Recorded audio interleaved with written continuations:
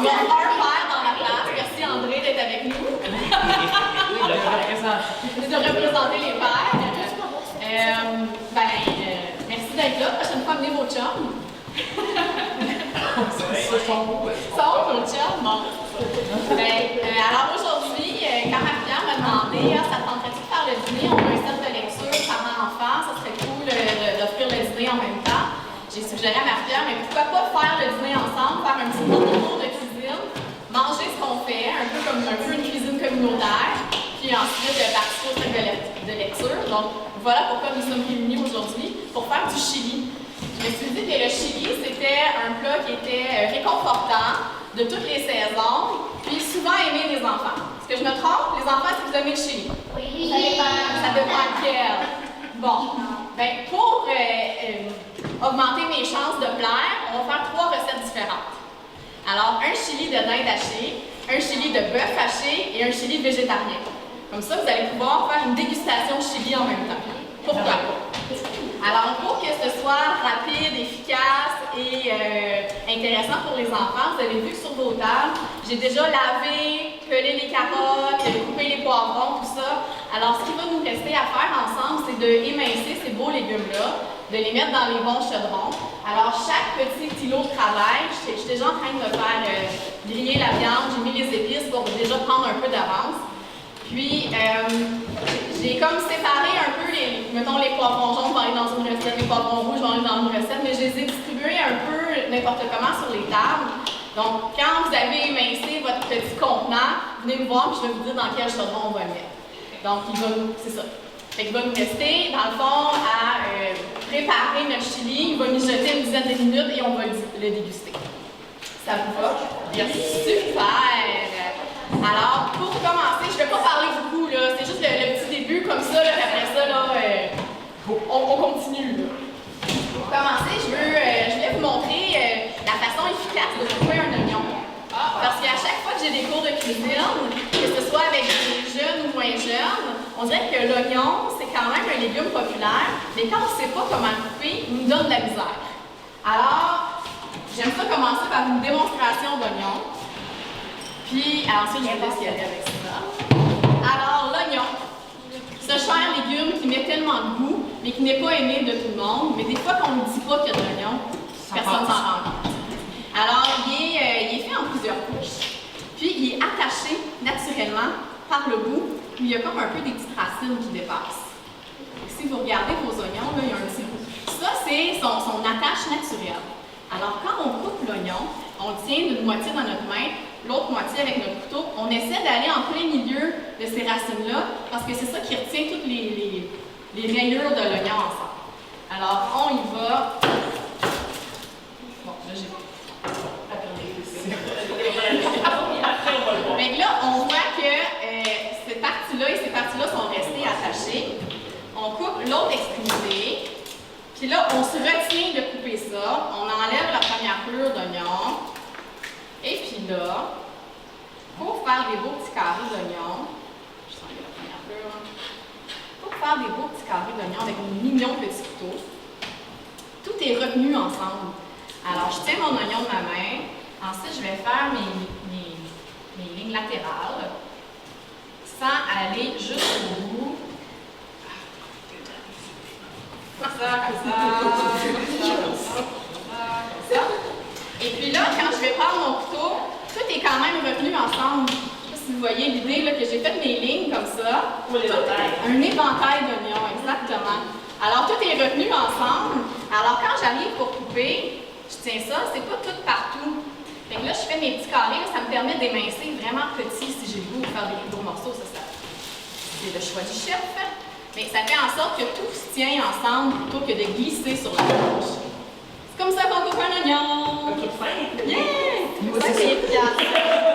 Alors, c'est ça. Quand on fait n'importe quelle cuisine là, qui demande un petit mijoté comme ça, là, dans le fond, là, le résultat est toujours plus agréable si tous les morceaux de légumes qu'on fait sont à peu près de la même grosseur. Alors, si on fait des gros morceaux de carottes, ben, les céleris et les piments doivent être à peu près la même grosseur. Si on fait des petits mignons morceaux, tout le monde va être en petits mignons morceaux. Si on les fait gros, ben ça va pas être. Exactement. Quand on les fait gros, surtout la et la tartare et tout ça, ben, ça demande plus de cuisson. Fait qu'aujourd'hui, je vous demanderais d'émincer en petits mignons morceaux. Puis ça va accélérer la cuisson. Puis habituellement, je ne sais pas, mais les enfants, quand c'est des petits mignons morceaux de légumes, on dirait qu'ils préfèrent ça. On dirait, je sais pas.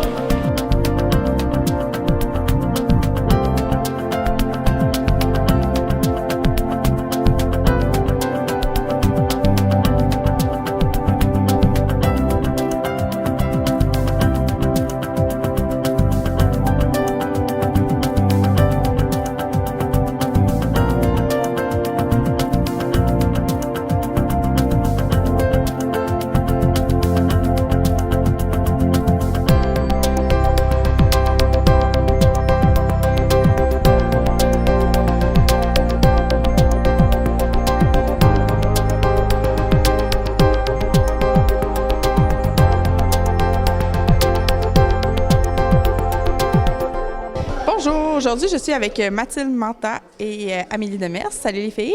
Allô? On va présenter un super beau projet qui est fait en collaboration avec le Centre de femmes du Témiscamingue. Donc, je te laisse, Mathilde, la parole pour nous expliquer un peu qu'est-ce que ce beau projet. Oui, bien en fait, ça est parti un peu dans ma tête il y a à peu près 1 an. Puis on avait fait quelques rencontres à Ville-Marie. Par contre, il y avait de l'intérêt à Témiscamingue. Fait que Marie-Pierre était vraiment enthousiaste à l'idée. Donc, on a organisé aussi des séances à Témis. On n'a pas nommé c'était quoi, là, mais dans le fond, de ce qu'on parle, c'est le cercle de lecture féministe qui a lieu au Musée de la Gare. Exactement. Bon. Donc, en quoi ça consiste, en fait, c'est qu'on va se réunir, un petit groupe de personnes qui sont intéressées à lire des ouvrages, en fait, qui ont soit des thématiques féministes ou en tout cas qui abordent des enjeux féministes. Donc, c'est ça, on a 5 livres en lecture, là, qui, à partir de maintenant, peut-être jusqu'à l'automne, peut-être on va déborder selon le rythme de lecture de chacun de chacune. Donc, on a commencé ça avec un visionnement du film Thelma et Louise, en fait, parce qu'il y a une autrice, on peut dire, du Québec, en fait, qui s'est vraiment intéressée à ce film-là parce que ça a été marquant dans sa vie. Donc, son livre, ça fait des parallèles entre sa vie, entre le film. Elle interroge, en fait, le pourquoi ce film-là l'a autant marqué. Donc, par la suite, on va lire ce livre-là qui s'appelle Thelma, Louise et moi, de Martine Delvaux. Puis c'est comme ça qu'on ouvre le cercle de lecture, en fait. Tu parles un petit peu des genres littéraires. Dans le fond, c'est le fun parce que les ouvrages choisis par Mathilde, il y a c'est un large éventail de styles, de genres. Donc, si tu veux parler un petit peu de ça. Tout à fait. Donc, on a aussi un roman graphique de Julie Delporte qui, en fait, interroge justement la place de la femme dans la culture populaire. Puis, elle dénonce un peu le fait qu'elle n'a pas eu de modèles féminins forts qui ont été accessibles dans sa jeunesse. Puis, elle se sent un peu flouée d'être femme, donc c'est un peu ça qu'elle interroge dans cet ouvrage-là, qui justement, c'est à partir de dessins, de textes, donc on est vraiment dans un genre différent, puis qu'on ne côtoie pas tous les jours, donc c'est intéressant aussi. On a le roman La Love de Louise Desjardins, qui est une auteure de Rouyn-Noranda, donc de la région. Il y a une grande partie de son roman qui se passe dans Noranda, donc on reconnaît là, les gens de la région, un peu le territoire. Puis elle se pose des questions, là, son personnage, c'est une jeune femme en fait là, qui est beaucoup confrontée à l'amour dans les films, dans les livres, la romance. Puis là, ben, elle a ses premières expériences amoureuses, puis un peu le clash entre la vraie vie, puis la fiction, en fait, ce qu'on nous vend, là, de l'amour, surtout les jeunes femmes, là, les filles. Le prince charmant. Exactement, puis dans la vraie vie, puis en plus, c'est dans les années 50-60, donc c'est un autre rapport aussi dans les relations hommes-femmes. Mais c'est encore un roman très, très actuel, là, donc c'est vraiment intéressant. Donc, on a une auteure de la région, du roman graphique. On a aussi des nouvelles littéraires écrites par Chloé Savoie-Bernard, pardon. C'est une autrice du Québec qui est née au Québec d'un père, je crois, qui est haïtien. Donc, c'est aussi, elle fait partie de la diversité des femmes qu'on a au Québec. Donc, c'est intéressant aussi de voir son point de vue, là, un peu le racisme un peu pernicieux, puis en plus le fait d'être une femme. Donc, on a son regard à elle, justement, sur la condition féminine, mais avec peut-être un autre niveau d'oppression par sa couleur de peau, en fait. Donc, c'est intéressant aussi. On a... je pense que ça fait le tour des romans qu'on a à lire cet été, donc une belle diversité. Oui, merci beaucoup, Mathilde. On a aussi Amélie qui est avec nous, donc on a intégré une autre femme super intéressante à notre projet. Donc, si tu veux parler un petit peu de ton attribution, ta contribution au projet. Bien, certainement. En fait, c'est vraiment simple. On s'est dit que pour attirer des gens, il fallait les nourrir. Ça marche toujours mieux. Donc, formule très simple, décontractée pour le lancement. Si on peut dire, quand on a écouté le film de Thelma et Louise, on a décidé de faire un Pokéball déconstruit là, sur le comptoir. Alors, tout le monde avait son bol de riz, puis on allait ajouter les garnitures qui nous intéressent. C'était beau, c'était bon, tout le monde a apprécié. Oui, c'est ça. Si vous avez vu les photos sur Facebook, allez-y sinon. Ensuite, aujourd'hui, avec les enfants, on s'est dit que tant qu'à faire un dîner, aussi bien les faire participer. Donc, on a fait un petit cours de cuisine avant. On a cuisiné 3 chilis. Puis maintenant, je ne sais pas si Jocelyne, tu vas montrer, mais tout le monde est en train de manger, tout le monde se régale. Puis pour la suite, j'y vais vraiment selon l'inspiration du moment. Je ne peux pas vous dire qu'est-ce qu'on va manger à la première rencontre. C'est suite à la lecture du livre, à la température, à qu'est-ce qu'il y a dans les épiceries. C'est comme ça que je m'inspire. Donc, pour le savoir, il faut participer. Donc, comme l'a mentionné Amélie un petit peu, c'est ça. Aujourd'hui, c'était une rencontre toujours par rapport au cercle de lecture, mais qui est un petit peu différente. C'est-à-dire que c'était vraiment centré sur des œuvres jeunesse. Donc, c'était une rencontre par enfants. Puis, on a une super belle participation. On est une quinzaine aujourd'hui, donc c'est super. Je suis vraiment contente. Donc, pour terminer ça, si ça vous intéresse de participer au cercle de lecture, c'est ouvert à tout le monde. C'est sûr que les œuvres qu'on a choisies sont francophones, mais c'est ça, les hommes, les femmes, tout le monde est bienvenu. Si vous avez envie de participer, vous pouvez nous trouver sur Facebook. On a un groupe Facebook qui s'appelle le Cercle de lecture féministe au Musée de la Gare, donc à partir de la page Facebook du musée, ou vous pouvez appeler au 819-627-1846. Donc, la prochaine rencontre est encore à déterminer. Super. Merci. Bonjour les filles. Alors, aujourd'hui, vous avez 3 livres là, que vous nous présentez. Vous les avez déjà lus? Oui. Ouais. Moi, je n'ai jamais lu lui, par exemple. OK, mais vous avez lu Histoire du soir pour filles rebelles, Ouais. le 1 et le 2. Ouais. Je les ai chez moi. Qu'est-ce que ça raconte? Qu'est-ce qu'on retrouve dans ces livres-là? C'est comme plein d'histoires de filles qui ont comme changé le monde, qui ont fait plein d'affaires pour se sauver. Il y a des espionnes, il y a des navigatrices, il y a des reines, il y a toutes sortes d'affaires. C'est vraiment cool. Est-ce que tu as appris des choses en lisant ce livre-là? Ouais. Ouais. Je sais pas vraiment c'est quelles mes préférées parce que je les aime vraiment toutes. OK. Donc, vous avez trouvé des femmes inspirantes en lisant ça. Est-ce que vous, il y en a une qui vous a inspiré particulièrement? Ouais, il y en a une. C'est Malala. Malala? Malala, oui, elle. Pourquoi elle vous inspire, Malala? Parce qu'elle elle a été très forte durant ces années, puis elle a persévéré. Et elle n'a pas arrêté de dire son histoire et d'essayer d'étudier. Ah ouais, c'est super. Aussi, elle s'est faite comme shooter dans la tête, direct à côté, puis là, elle a été transférée à 2 hôpitaux de suite. Puis son histoire est vraiment, vraiment inspirante. Super. Donc, est-ce que vous en connaissiez déjà des femmes que vous avez découvertes dans ce livre-là? Il y a Frida Kahlo. Il y a, moi, je connaissais aussi Koy Matisse. Il en a parlé un petit peu sur les nouvelles. OK. Lui, c'est un transgenre. Il y a Malala. Malala, on entend beaucoup parler d'elle. Ouais. Et il y a plein d'autres filles qui sont là-dedans. Et c'est dans le 2. Il y a Je connais Cléopâtre. Ah ouais. Néfertiti ou quelque chose de même. Rosie aussi. Nefertiti? Néfer... Ouais. Quelque chose de même. C'est une université. Super. Puis, est-ce que vous, ça vous inspire? Est-ce que ça vous donne des modèles? Oui. Ouais. Super. Bien, merci les filles pour votre témoignage. Donc, super. Donc, c'est intéressant aujourd'hui parce qu'on a 3 générations de femmes qui se joignent à nous pour l'activité de lecture. Donc, peut-être c'est intéressant d'aller voir avec la grand-maman. Est-ce que vous constatez, là, si vous regardez Stella, là, que les jeunes filles ont peut-être plus de modèles, plus de femmes inspirantes là, qui leur sont présentées, auxquelles justement là, pouvoir s'identifier puis aller chercher de l'inspiration aussi? Oui, traditionnellement, les mamies vont lire des histoires puis apprendre des choses, mais là, c'est Stella qui m'apprend des choses, vraiment, là. Puis je trouve ça inspirant, j'aime ça, qu'elle soit allumée avec ces personnages de femmes qui ont fait des grandes choses puis qui on parlait pas généralement dans ma génération. Oui. Stella, toi, t'aimes ça avec ta grand-mère, pouvoir parler justement de tes inspirations, de... Ouais. Ça arrive souvent? Ouais. Surtout avec ma mère. Avec ta maman aussi? Ouais. Donc, j'imagine que c'est ta maman aussi, beaucoup, là, qui t'a présenté ces femmes-là? Oui.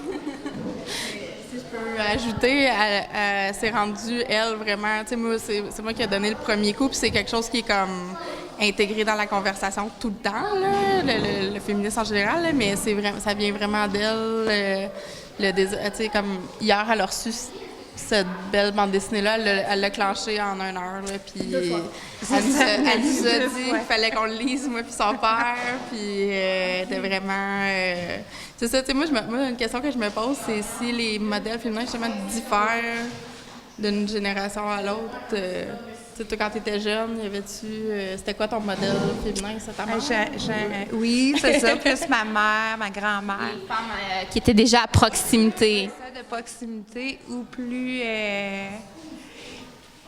des chanteuses, plus des vedettes. De la pop, là. C'est ça, il n'y avait pas vraiment des femmes on nous apprenait pas là, à connaître les femmes. Oui, c'est ça. C'était moins peut-être une diversité de femmes, mais plus des femmes de la culture populaire. Moins des femmes comme scientifiques ou qui avaient traversé des... Puis même nous autres, là, tu sais, toi, t'es pas mal de mon âge. Nous autres, c'était les années 90, c'était comme girl power, mais genre un peu marketing, là. Oui, puis souvent le corps de la femme utilisé en premier plan plutôt que les idées, puis ce qu'il y a... sur un t-shirt, mais c'est tout. Oui, c'est ça, effectivement.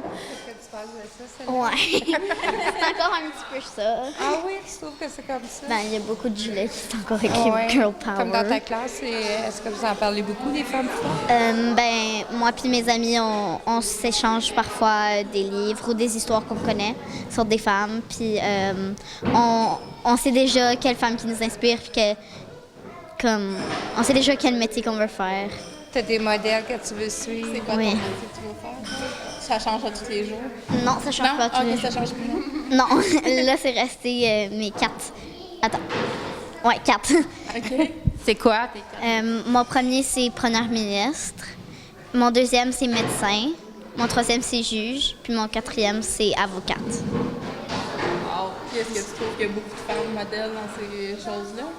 Ben, j'en ai lu quelques-unes, mais j'en vois pas.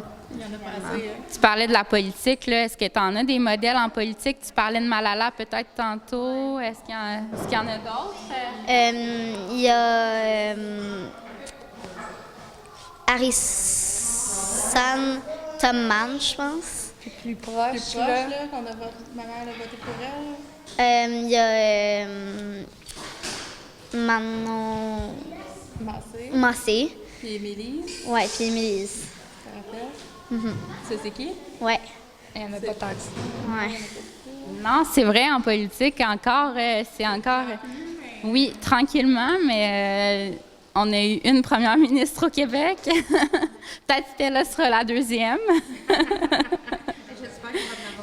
Oui, moi aussi, je souhaite.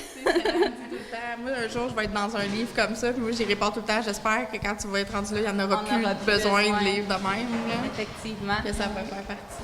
Est-ce que tes inspirations de femmes, ça passe beaucoup par la littérature? Est-ce que tu en retrouves ailleurs que dans les livres? Quelquefois. Quelquefois. Où, par exemple? Sur sur les votes. Dans les films. Quel film, tu sais, on a été voir des films dernièrement, Ouais. il y avait des femmes fortes. Oui, il y en avait quelques comme. Qu'est-ce qui te viendrait? Il y a Star is Born. Ouais.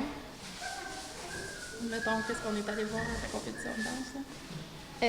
Captain Marvel. Puis des vrais que tu connais. Ouais. Je connais Emily puis Madame Lassé. Il y en a pas. Plus proche de toi, des fois. Ma mamie, ma grand-mère. Et ma soeur. Ma reine, qui est médecin. Oui, ma reine aussi. Quand même.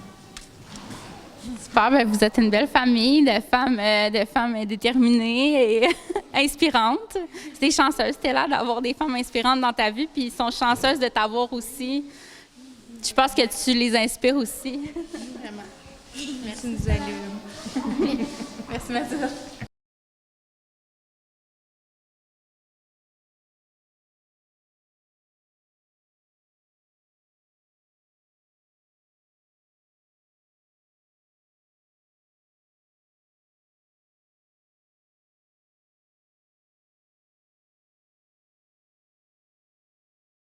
Malala, puis toutes sortes d'autres filles. Est-ce que c'est des femmes qu'on a inventées? Est-ce que c'est comme un livre d'histoire, comme un roman? Non, c'est vraiment des vraies femmes qui ont vraiment existé. Qui ont vraiment existé ou qui existent encore. Donc, c'est des modèles de femmes qui ont fait des choses extraordinaires. Nous, ben, c'est le fun de lire ça parce qu'on peut s'en inspirer. Des fois, de voir des modèles, là, c'est super inspirant. Dans celui-là, je pense, c'est la seule Canadienne. C'est la seule Canadienne dans celui-là, oui, c'est ça. C'est des femmes de partout dans le monde. Dans celui qui était là, tiens, entre les mains, c'est des femmes qui viennent du Québec, en fait. C'est des femmes qui viennent sportif féminin au Québec. les premières femmes qui ont fait du sport au Québec. Ouais. Les personnes qui existaient secrètement dans des champs. Oui, en fait, les filles. Il y a Jalance, il y a toutes sortes de. Il y a Maud de droite. Plein de femmes qu'on apprend à connaître, dans le fond. Pourquoi vous pensez que c'est important là, qu'on nous présente des modèles de femmes qui ont fait des choses super inspirantes? Pourquoi vous pensez, les filles, que c'est important? Vous prenez pas toutes, là? Les filles qui n'ont pas lu, peut-être, là. Est-ce que vous avez une idée pourquoi c'est important? Parce qu'on peut s'en inspirer. Hein. Est-ce que vous trouvez que vous en avez beaucoup des modèles de femmes autour de vous? Des femmes que vous connaissez, des femmes à la télé, dans les livres? Est-ce qu'il y en a déjà qui vous inspirent? Est-ce que vous avez comme une idée? Vous regardez les livres